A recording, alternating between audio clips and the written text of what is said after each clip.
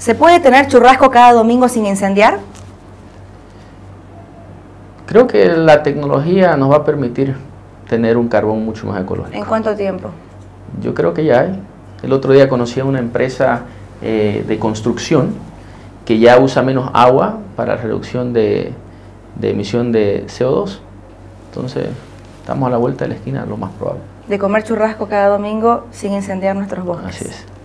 Y mientras tanto, tenemos que pensar, y ese es uno de los pilares que estamos trabajando desde CAINCO, en un desarrollo sostenible. Las nuevas generaciones debemos pensar en cómo cuidamos el planeta para los que vienen, hacer un desarrollo productivo, sostenible con el medio ambiente, es parte del trabajo que queremos dejar como legado en mi gestión. el noruego se sube con usted a un ascensor, tiene, digamos, 20 pisos de ascensor y le dice, estoy lleno de bolivianos, Jean-Pierre, ¿en qué invierto? ¿En qué invierte su dinero Jean-Pierre Antelo? Yo vengo de un rubro de servicios, mi pasión era la logística.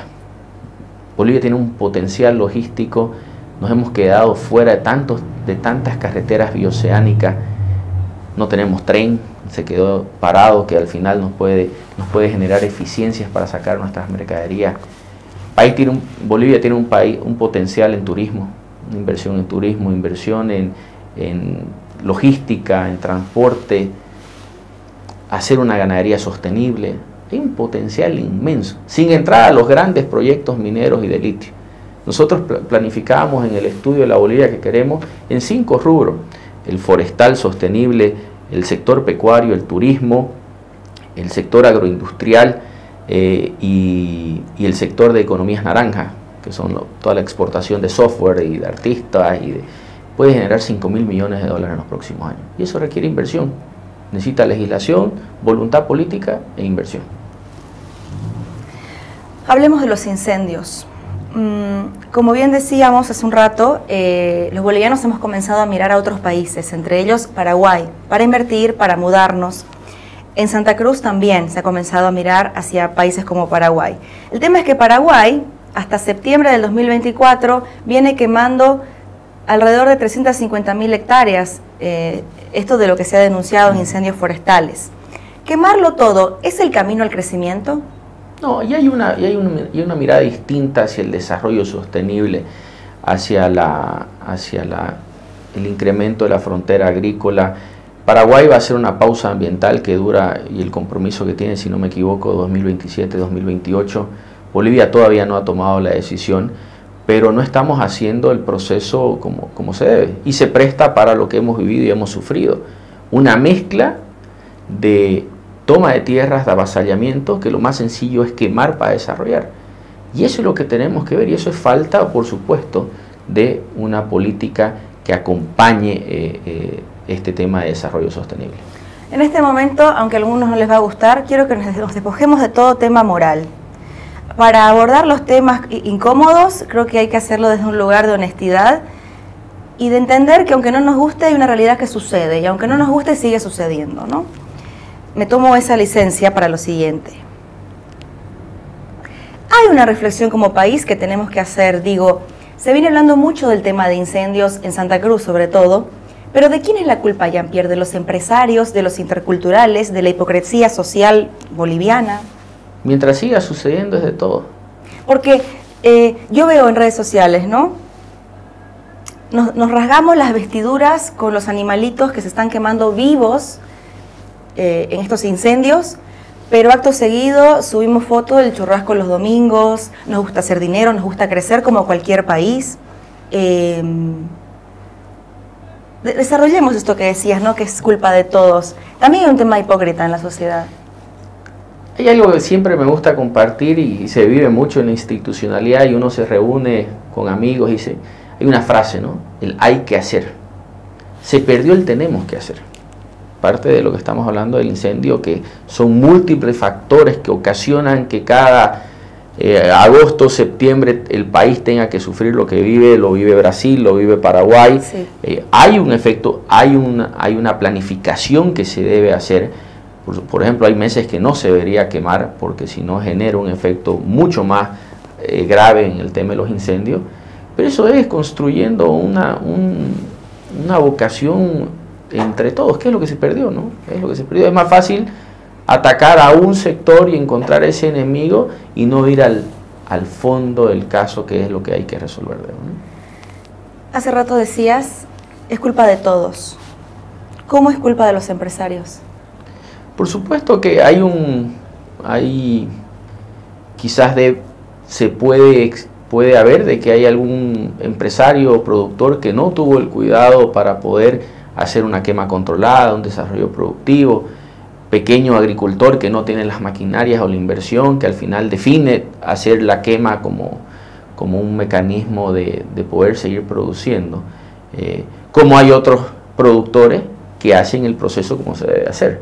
Entonces, y a eso se le suma gente que se ingresa a las tierras, las avasalla y las quema mucho más rápida para poder después venderlas como terreno y de propiedad. Desde CAINCO, ¿hay alguna forma de controlar o de que este proceso sea pautado, no sé, previsto, controlado? ¿Sancionan a los que lo hacen por fuera de la norma? ¿Cómo se manejan?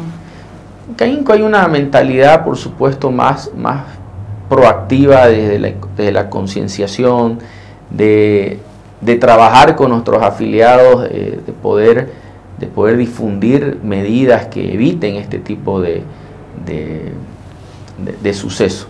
Lamentablemente, el Estado debe jugar un rol mucho más importante en la planificación y en la ejecución de medidas y de sanciones. El sector privado no sanciona, pero sí nace ese espíritu colaborativo, que cuando ve estos desastres, al final es el primero que le pone el hombro para poder asistir a las comunidades, asistir a los productores, a los animales, para poder aplacar un poco estos desastres. No hay que ser ingenuos, los países tienen que crecer, pero ¿existe un modelo de crecimiento no depredador? Nosotros somos agroindustriales. En Bolivia tenemos una economía extractivista. Estamos hablando de Santa Cruz, pero Oruro, por ejemplo, con la minería. ¿Es posible crecer sin depredar? ¿Es posible el extractivismo no depredador? ¿Es posible, y soy abogada del diablo también, y creo que son muchas preguntas juntas, no olvidarnos de las miles de personas que trabajan y que viven a partir de esta economía extractivista? Respóndeme todo. En un mundo perfecto de utopía, sí, hubiera sido hermoso que todos nos hubiéramos desarrollado en el mismo tiempo. Europa se desarrolló, vinieron la Primera, la Segunda Guerra Mundial, vienen las revoluciones industriales, se desarrolló el norte del mundo y nosotros de a poco fuimos desarrollándonos.